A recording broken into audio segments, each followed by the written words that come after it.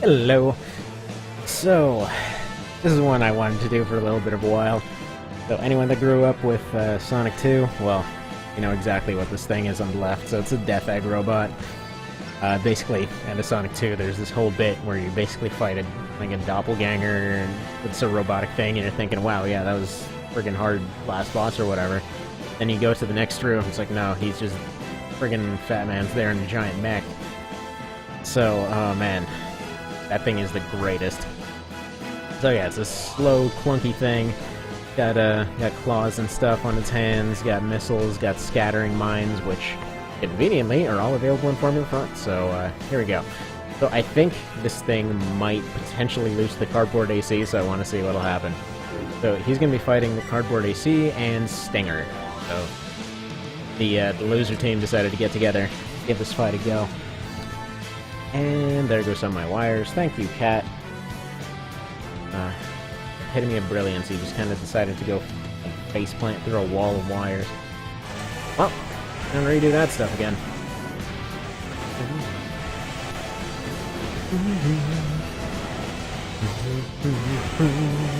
I love this music. So this is the remade version of the music from Generations.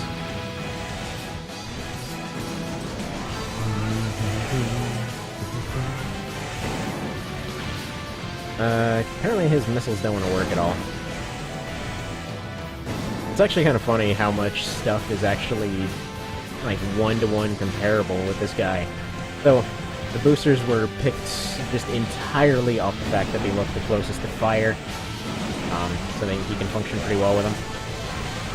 The vertical missiles are, yeah, because he does this whole vertical missile thing. His scatter mines, I can't really make them into little Robotnicks, but they're there. And then the claws are because, yeah, he basically just has giant claws on his mech thing. They look like friggin' meat tenderizer claws, but... or meat shredder claws, if you've ever seen those things. Actually, there's an Alton video on it, it's pretty fantastic. Oh, and he's blowing himself up, how fitting.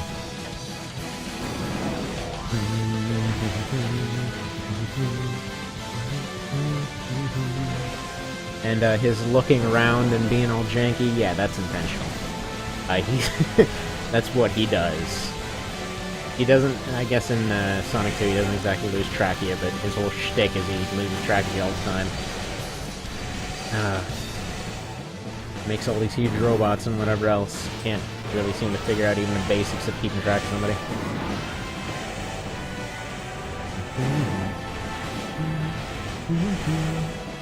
And as usual, the whole rules for fighting the Cardboard AC, it's something that has to be able to either fight back to the point that it can actually beat the standard test AC, or it has to be able to run out the clock at, you know, with a reasonable chance of winning.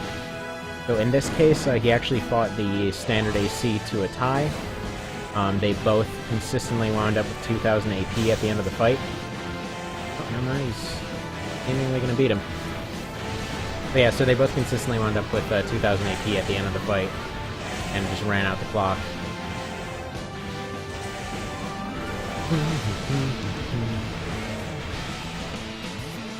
Not sure if Cardboard's out of missiles here.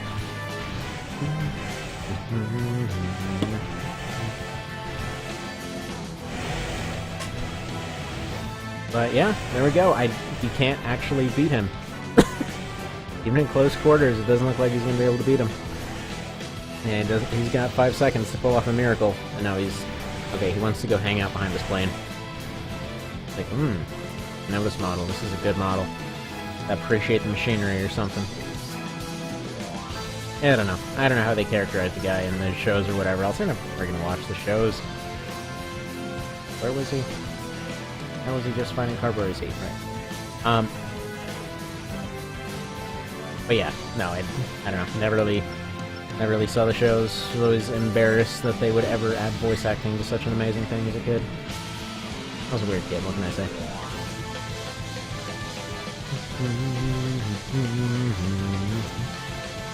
Dude, we have the extended version of this music? The original, actually. Here we go. There we go. That's the good stuff. If it wants to load. You bastard, why are you... Whatever.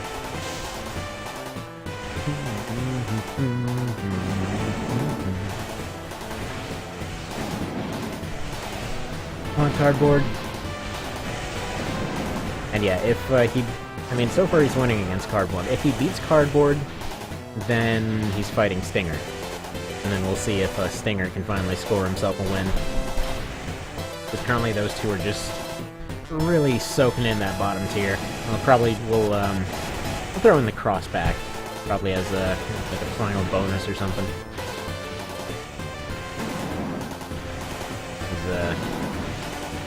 Yeah, cross trash. Oh. Those missiles suck. It might be good against taking out Pulver. No, it might be good for taking out Pulverizers, but oh man. They trash against everything else. Which I guess is why they're so friggin' light. That was the whole point of the cardboard AC after all.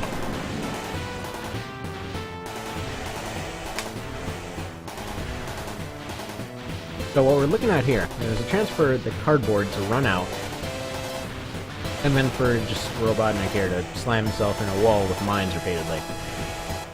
I think he's kind of zeroed in on him for a blade attack now, so I don't know if that'll happen. But that'd be cool to see. No, yeah, he's got him. But because this is a multi-parter, we're just going to call it 2 out of 3.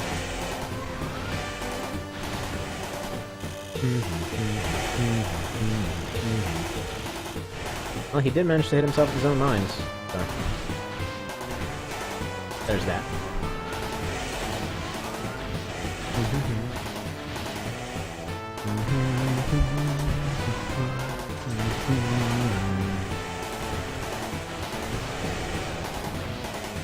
And yeah, let me know if you've got any other mechs or whatever else you want to see remade.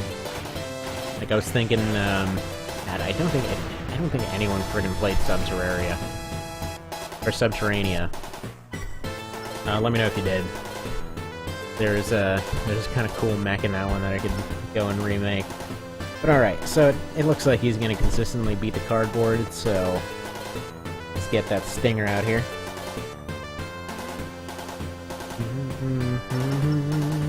Holy crap, has it been a few months since I made this guy, really?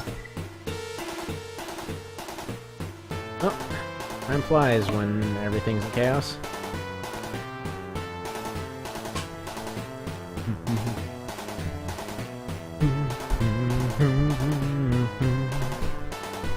So, here's the deal. I'm pretty sure the dragon will not have enough ammunition to actually even get this guy down to half health. Especially with that amazing accuracy. And look at that. Friggin' no damage. So best case scenario, he like maxes out at 4600 of using that thing, so he's got to use his blade. So this could be a pretty good fight. Oh, and if you're wondering on the AI for this guy, he's basically allowed to jump in the air, and he's allowed to walk around. He's not allowed to dash much. He'll still do it sometimes, but he's not allowed to do it much. Because yeah, he jumps in the air, he fires his missiles, he does his melee attacks, he does his mines. That's his thing. I mean, he's a genius that decided to put this friggin' mech together and use it to fight somebody with an area with an open window. Just a straight-up glass window in a friggin' space station. Like, here's this tiny guy, I could, oh, I don't know, close the room. Like, no. I need a mech. In a very dangerous friggin' situation here. Yep. I'm just gonna make this ridiculously elaborate trap because reasons.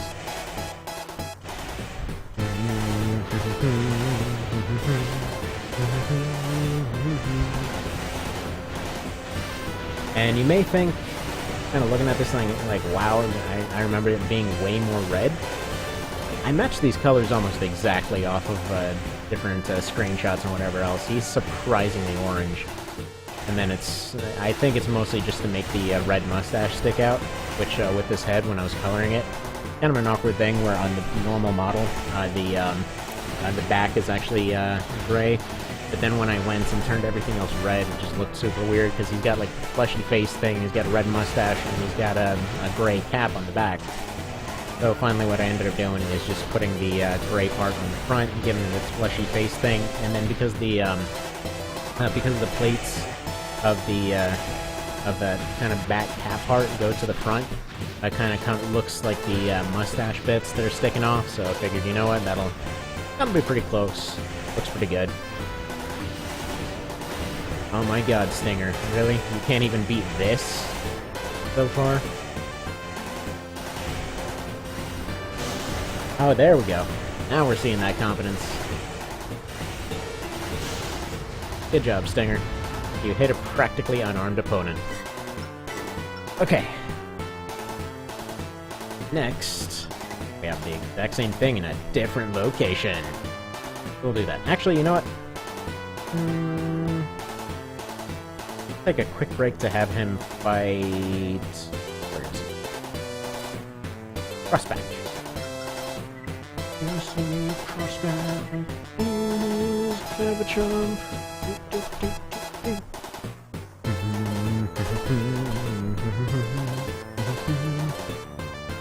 Last friggin' boss music on the Genesis. Yeah, it's funny. So lately the wife and I have been trying to track down a SNES classic. And it just cracked me up because, I mean, I grew up on the Genesis, but ended up going back and loving the hell out of a lot of SNES stuff later on when it came back on the GBA. And, you know, my brother and I grew up with a NES and stuff. So I'm looking around at this thing. All the SNESes and NESes and whatever else are completely gone everywhere, like, it'd be impossible to get one. And then there's a friggin' Genesis remake, just sitting sadly in a pile in that GameStop. Like we're at the mall, just kind of meandering around, and figured, what the hell, I'll check, you know, against all odds, they have one in there. And they're trying so hard to sell this thing, like, hey, look, here's another thing that probably a lot of you grew up with, but it didn't get marketed as hard. It's sitting there in this sad pile, like, yeah, I'm the B option. It's just sad because, I mean, hell, the Genesis had some freaking amazing games. I actually have multiple copies now of the Genesis Classics collection, which is another weird one, by the way, because they had the PS2 version, they had the PSP version, and they had the PS3 version. Apparently, they ran into some copyright stuff by the time the PS3 version came around, because as soon as I installed it on that, I noticed a bunch of stuff was actually missing from the previous editions for whatever reason. Like, it was the exact same game, the exact same title, everything. It was just missing a bunch of stuff. And then I noticed later in some comments that others were complaining about it as well. But it was just funny. So, I guess Crossback can actually beat this guy. At least that's what it's looking like.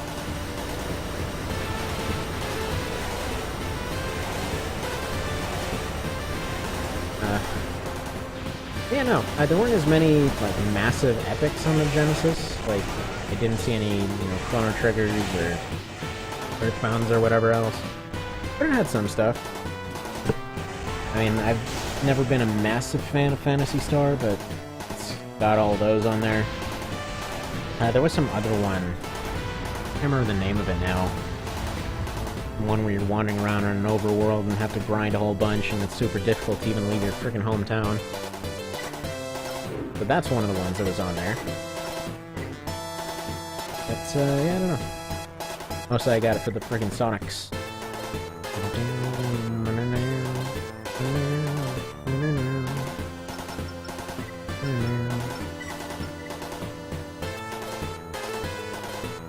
Oh man, perfect!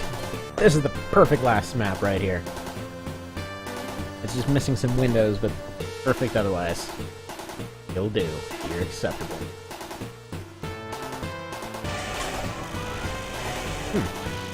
So apparently, the standard mode, test mode, go guy counts as part of the music. Interesting. Which I guess works because there's no voiceover option. I guess they didn't really feel like putting that in as its own thing.